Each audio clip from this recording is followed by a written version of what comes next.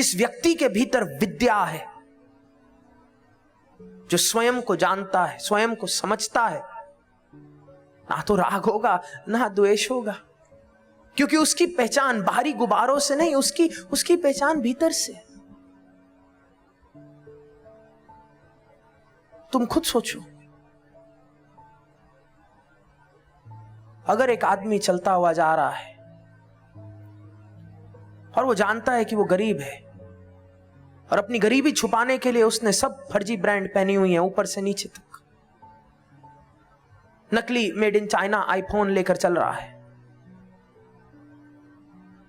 और पीछे से कोई आदमी चिल्लाता है भिखारी, ऐसे आदमी को लड़ना पड़ेगा, अपनी पहचान की सुरक्षा, अपनी पहचान की रक्षा करनी पड़ेगी। बोलो मानते हो? हाँ जी ना जी। क्योंकि अब उसको भय है कि इसको कैसे पता चला, इसने मुझे भिखारी बोल कैसे दिया, अब मैं इसको बताऊंगा कि मैं भिखारी, तूने कैसे बोला, तू मुझसे बड़ा भिखारी। ऐसे आदमी का एक ही तर्क होता है, मैं बुरा हूं तो क्या हुआ, तू मुझसे ज्यादा बुरा है, और मैं बुरा हूं ठीक, इट इज जस्टिफाइड, क्योंकि तुम मुझसे ज्यादा बुरे हो। ऐसी अपने घर में लड़ाइयां भी देखना जरूर होती है। पति अपनी पत्नी को बोलता है तुम खराब हो, पत्नी कहती है मैं खराब लेकिन ठीक, क्योंकि तू बदतर है। अब लड़ाई ये नहीं कि कौन ज्यादा अच्छा है, कौन कम बुरा है। तो हर कोई अपनी बीमारियों को, अपनी बुराइयों को अंडर प्ले करता है और सामने वाली को ओवर प्ले करता है। क्यों? ये सब अविद्या के खेल है। क्योंकि जो 3% वाला जीवन जी रहा है वो मेहनत करेगा, कुछ होगा नहीं तो वो फिर अविद्या में लग जाएगा कि कुछ प्राप्त नहीं हुआ तो सोच तो लूं कि कुछ मिल गया, अहंकार तो कर लूं। और जहां अहंकार है वहां राग है, वहां द्वेष है, वहां फिर भय भी है। और जिस क्षण अविद्या चली जाती है, जिस क्षण ये सेल्फ रियलाइजेशन हो जाती है, उस क्षण हमें किसी और को बदलने की जरूरत ही नहीं है। मेरे साथ एक बार हुआ था, कनाडा में शिविर ले रहा था, वहां बहुत ठंड थी,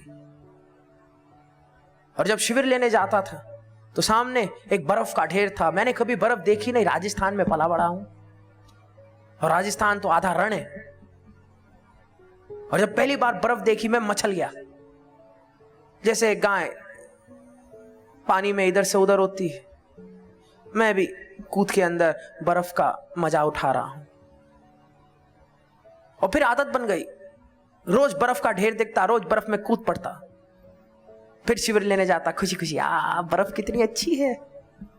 शिविर के तीसरे दिन धूप पड़ी, मौसम बदल रहा था, 3 महीने की बर्फ ने पिघलना शुरू कर दिया।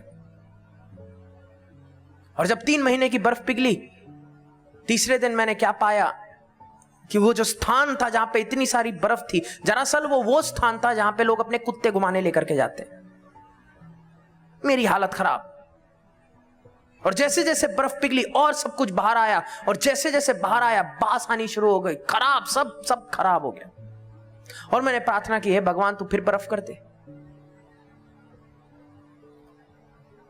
जब मौसम बदलता है बर्फ पिघलती है, जब बर्फ पिघलती है जो बर्फ में छोड़ा था कभी वो बाहर आता है, वो ऊपर आता है, वो सड़ना शुरू करता है। हमारा भी कुछ ऐसा ही हाल है। फर्क सिर्फ इतना है, कुत्ते हमारे भीतर तोहफे नहीं छोड़ते, लेकिन जब कभी भी कोई भी नकारात्मक घटना हमारे जीवन में घटित होती है तो तोहफा स्वरूप में उस घटना की ऊर्जा हमारे भीतर चली जाती है। और जब हम अपनी रोजमर्रा की जिंदगी को जी रहे हैं, वो जो ट्रॉमा है, वो जो दुख है, वो जो कष्ट है, वो भीतर कहीं छुप जाता है। ऊपर बर्फ रोजमर्रा की जिंदगी की, इधर उधर के फालतू के काम, एक परत जम जाती है। और याद रखो, जब मौसम बदलेगा जो भीतर है वो बाहर जरूर आएगा। और मौसम कब बदलता है? जब कोई नया रिश्ता जीवन में आता है। मौसम कब बदलता है? जब कोई नया काम शुरू करते हो। मौसम कब बदलता है? जब कुछ भी अपने जीवन में नया करने की कोशिश करते हो, चाहे वो साधना क्यों ना हो। जब कुछ नया करोगे बर्फ पिघलनी शुरू होगी, जब बर्फ पिघलेगी तो जो भीतर के विकार हैं वो ऊपर आएंगे। जैसे ही ऊपर आएंगे तुम्हें लगेगा इस काम की वजह से, इस रिश्ते की वजह से, इस साधना की वजह से, और तुम भागोगे। क्यों? क्योंकि डर लग गया कि ये बात जरूर जरूर इसकी वजह से ही होगी। ब्लेम, हमें ब्लेम करना पसंद है। क्या करना पसंद है? ब्लेम, जरूर इसने ही कुछ किया होगा। और हमारी गलती नहीं, शुरू से